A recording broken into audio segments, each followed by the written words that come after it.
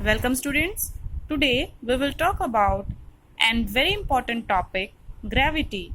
Till now we have discussed about gravitational force of attraction. आप सभी को पता है बच्चों कि जो ग्रेविटेशनल फोर्स ऑफ अट्रैक्शन है वो इस पूरे यूनिवर्स की किन्हीं भी दो ऑब्जेक्ट के बीच में लगता है. Get it. इस पूरे यूनिवर्स में चाहे वो अर्थ आ गई चाहे कोई भी प्लैनेट्स आ गया, किन्हीं भी दो बॉडीज के बीच में जो फोर्स ऑफ अट्रैक्शन है उसे क्या बोलते हैं? ग्रेविटेशन. ठीक है. बट देखिए जो ग्रेविटी है वो ग्रेविटेशन से थोड़ा अलग है. अब देखिए वो कैसे.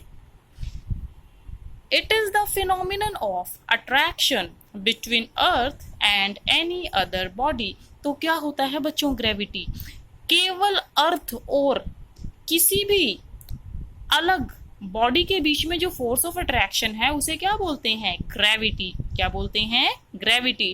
Gravity is the force of attraction between earth and any other body is called force of gravity, और you can say attraction as gravity. The force of attraction exerted by earth on the body is called force of gravity. अब ये बताइए, Newton ने बताया था Apple के बारे में कि जब एप्पल पेड़ से टूटता है तो एप्पल सीधा कहाँ पर जाता है? अर्थ के पास आता है ना, सीधा डाउनवर्ड डायरेक्शन में. ऐसा क्यों? क्योंकि जो अर्थ है वो एप्पल के ऊपर क्या लगाती है? फोर्स ऑफ ग्रेविटी लगाती है. Get it. इसके अलावा अगर हम कोई भी चीज जो हम ऊपर की डायरेक्शन में फेंकते हैं, सपोज कीजिए अपवर्ड डायरेक्शन में ऊपर आसमान की तरफ फेंकते हैं, तो एक पॉइंट पर जाकर आसमान में वो चीज रुक जाएगी और फिर से किसकी तरफ आती है? अर्थ की तरफ आती है. फॉर एग्जाम्पल अगर आप एक क्रिकेट बॉल लेते हैं, आप उसको थ्रो करते हैं स्काई में, ठीक है, तो क्या होता है? थोड़ी देर के लिए जो क्रिकेट बॉल है वो स्काई में एक हाइट तक जाएगी और एक हाइट तक जाने तक रुक जाएगी. उसके बाद फिर से वो बॉल कहाँ पर आती है? अर्थ की तरफ आती है. क्यों? क्योंकि जो अर्थ है उसके अंदर बहुत स्ट्रॉन्ग फोर्स ऑफ ग्रेविटी है, इसलिए. Get it. अब देखिए इसी से रिलेटेड हमारे पास एक नेक्स्ट टॉपिक है जिसका नाम है which is called are free fall. क्या है बच्चों? Free fall. फ्री फॉल में देखिए क्या होता है. What is free fall? It is also called concept of acceleration due to gravity. सबसे पहले बच्चों आपको पता होना चाहिए कि एसेलरेशन का मीनिंग क्या होता है. एसेलरेशन का मीनिंग होता है किसी भी बॉडी की वेलोसिटी में चेंज आना. किसी भी बॉडी की वेलोसिटी में टाइम के साथ चेंज आना, ये क्या कहलाता है? एसेलरेशन. और आप सभी को पता है कि वेलोसिटी किसके इक्वल होती है? Velocity is equal to displacement upon time. ठीक है. वेलोसिटी और स्पीड दोनों सेम से थी, कुछ थोड़ा सा डिफरेंस था. डिफरेंस क्या था? स्पीड का फॉर्मूला क्या था? Speed was equal to distance upon time and velocity is equal to displacement upon time. You all know कि डिस्प्लेसमेंट क्या होता है? Shortest distance. ठीक है. और आपके पास डिस्टेंस क्या होता है? Total path covered. ये हम मोशन वाले चैप्टर में बहुत अच्छे से कर चुके हैं. Get it. तो देखिए बात करेंगे फ्री फॉल. अब देखो बच्चों, फ्री फॉल टॉपिक करने से पहले मैं आपको एग्जांपल देती हूँ. सपोज कीजिए आप एक जगह पे खड़े हैं अर्थ पे, ठीक है. आपके एक हाथ में एक स्टोन है, ठीक है, और दूसरे हाथ में आपके पास एक रबर बॉल है, ठीक है. आपको पता है, नॉर्मल सी बात है कि जो स्टोन होगा उसका मास क्या होगा? ज्यादा होगा, और जो रबर बॉल है उसका मास क्या होगा? कम होगा. ठीक है. अगर आप जिस जगह पर खड़े हैं, ठीक है, वहां पर बिल्कुल भी एयर नहीं है, ठीक है, और आप अपने दोनों हाथों से दोनों ऑब्जेक्ट को छोड़ देते हैं, तो स्टोन और वो रबर बॉल दोनों सेम स्पीड से अर्थ की तरफ अट्रैक्ट होते हैं. Get it. क्या होते हैं? सेम स्पीड से अर्थ की तरफ अट्रैक्ट होते हैं. Get it. अब कहेंगे ऐसा क्यों? क्योंकि मैम देखिए जो हमारे पास स्टोन है और जो रबर बॉल है दोनों का मास तो डिफरेंट होता है. स्टोन का मास ज्यादा होता है, रबर बॉल का मास क्या होता है? कम होता है.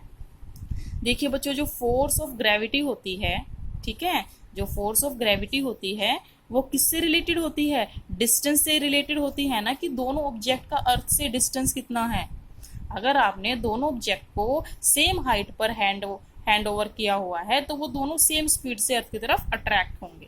देखिए all the object falling toward the earth under the action of gravitational force of earth alone are said to be free fall, देखिए जब आपके पास कोई भी ऑब्जेक्ट अर्थ की तरफ अट्रैक्ट होते हैं और उनके ऊपर, उन ऑब्जेक्ट के ऊपर सिर्फ और सिर्फ अर्थ का ग्रेविटेशनल फोर्स लगता है, जिसको मैं ग्रेविटी फोर्स कहती हूं, तो इस तरह से ऑब्जेक्ट का अर्थ की तरफ जाना क्या कहलाता है? Free fall. ठीक है। बट अगर मैं कहूं बच्चों कि आपके हाथ में एक स्टोन है और एक रबर बॉल है या फिर एक कागज की बॉल है और बहुत स्पीड से एयर फ्लो कर रही है, तो ये बताओ क्या रबर की बॉल या फिर कागज की बॉल और स्टोन क्या सेम स्पीड से अर्थ की तरफ आएंगे? नहीं आएंगे। क्यों? क्योंकि जो एयर है, एयर क्या प्रोवाइड करेगी? रेजिस्टेंस प्रोवाइड करेगी। ठीक है। तो इस बात का आपको स्पेशल ध्यान रखना है कि जब फ्री फॉल की बात करेंगे ना, तो एयर वगैरह इन्वॉल्व नहीं होनी चाहिए, सिर्फ एक चीज, अर्थ का ग्रेविटेशनल फोर्स, जिसको क्या बोलते हैं? ग्रेविटी।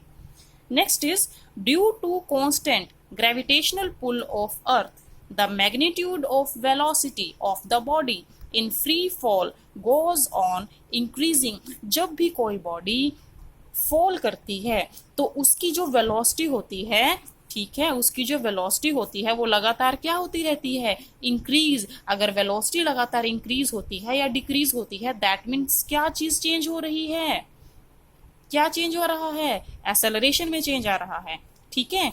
अब देखिए ये एक्सेलरेशन, ये चेंज जो किसी भी बॉडी की वेलोसिटी में आता है, इस चेंज को हम क्या बोलते हैं? Acceleration due to gravity. क्या बोलते हैं? Acceleration due to gravity. ठीक है। क्या होता है acceleration due to gravity? Acceleration due to gravity का मतलब क्या है कि अगर आपके पास कोई बॉडी आपके हाथ में है, कोई स्टोन है, और आप उस स्टोन को फोल्ड कर देते हैं, अपने हाथ को ओपन कर देते हैं जिसमें स्टोन है, ठीक है, तो लगातार वो जो स्टोन नीचे गया है, पृथ्वी की तरफ गया है, तो उसकी जो वेलोसिटी है वो बड़ी स्पीड से इंक्रीज होती रहेगी। क्यों? क्योंकि जो हमारी अर्थ है ना, अर्थ के अंदर का जो ग्रेविटेशनल फोर्स है वो बहुत ज्यादा है, दैट्स वाई। और जब किसी चीज की वेलोसिटी लगातार चेंज होगी, दैट मीन्स उसकी एक्सेलरेशन भी क्या होगी? चेंज। ठीक है। और जो एक्सेलरेशन ग्रेविटी की वजह से चेंज हुई है उसको क्या बोलेंगे? Acceleration due to gravity. ठीक है। अब बच्चों देखिए यहाँ पर आपको एक डायग्राम दिखाया गया है, एक तो बड़ा सर्कल है और एक छोटा सर्कल है। जो बड़ा सर्कल है ये किसको डिनोट कर रहा है? अर्थ को। और जो छोटा सर्कल है वो किसको डिनोट कर रहा है? अर्थ के ऊपर किसी भी ऑब्जेक्ट को। अर्थ का मास क्या है? कैपिटल एम, और ऑब्जेक्ट का मास कितना है? Small M. ठीक है। ये कैपिटल आर क्या है बच्चों? अर्थ के सेंटर से लेकर आउटर मोस्ट एरिया तक का डिस्टेंस क्या कहलाता है? Capital R. ठीक है। तो यहाँ पर दिखाया गया है कि जो हमारे पास कोई भी ऑब्जेक्ट होता है, ऑब्वियसली उसका जो मास होगा वो अर्थ से बहुत कम होगा। तो जितनी भी बॉडीज होती हैं, नो डाउट अर्थ और बॉडी दोनों एक दूसरे को अट्रैक्ट करती हैं, बट जो कोई भी बॉडी है जिसका मास बहुत कम है वो हमेशा किसकी तरफ अट्रैक्ट होती है? अर्थ की तरफ। ठीक है। क्योंकि अर्थ के अंदर कौन सा फोर्स होता है? Force of gravity. अब नेक्स्ट पॉइंट हम क्या बात करेंगे? स्मॉल जी और कैपिटल जी के बारे में। कैपिटल जी तो क्या होता है बच्चों?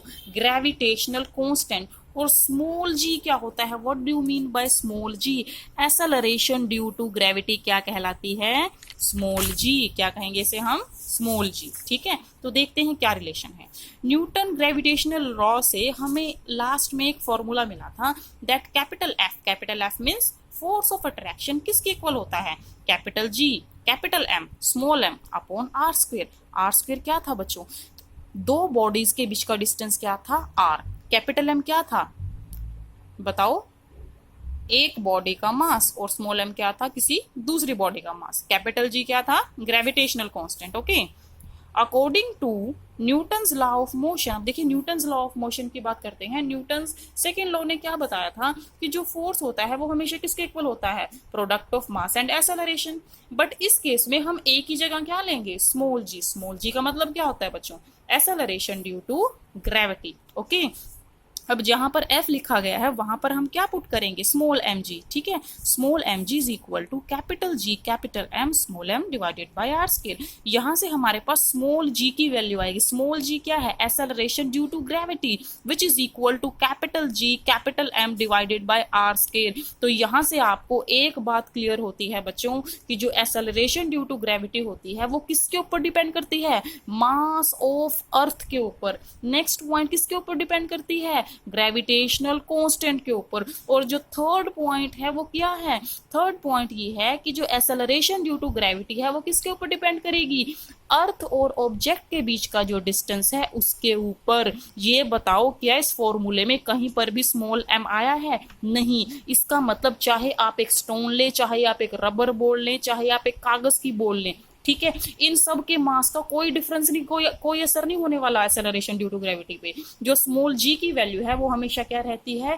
कांस्टेंट, हर एक ऑब्जेक्ट के लिए, चाहे कोई छोटा ऑब्जेक्ट है चाहे कोई बड़ा ऑब्जेक्ट है। Okay students.